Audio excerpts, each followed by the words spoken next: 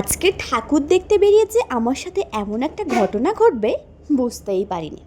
So hey everyone, this is Shrina. আমার আর একটা নতুন মিনি ব্লগে তোমাদেরকে জানাই ওয়েলকাম। চারিদিকে চলছে পুজোর রমরমা, তার মধ্যে তোমরা আমার এই সাদামাটা মিনি ব্লগ পছন্দ করবে কিনা সেই ভেবে আমি আর ভিডিও আপলোড করছিলাম না। আজকে ছিল সপ্তমীর সন্ধ্যা আর কালকে অষ্টমী, সেই জন্য করে বাজারে বিক্রি হচ্ছিল কলা গাছ, চাল কুমড়ো। যতই হোক পুজো তো, সেই জন্য মনটা কেমন কেমন করছিল।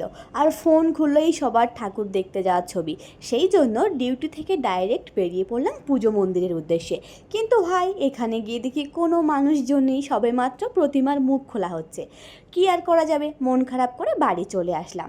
আজকে ফেরার পথে একটুখানি মাংস নিয়ে এসেছিলাম, আর মাংস রান্না মোটামুটি ভালো হলেও অতটা ভালো হয় না, তাই আমি একজনের কাছ থেকে শুনে নিয়েছি।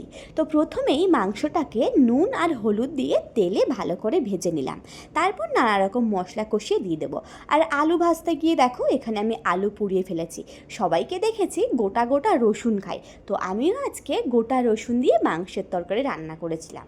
এতে তো খুবই ভালো হয়েছিল, তোমরা চাইলে এইভাবে মাংস ভেজে ট্রাই করতে পারো। তো আজকের মিনি ব্লগটা এই পর্যন্তই, দেখা হচ্ছে নতুন ভিডিওতে।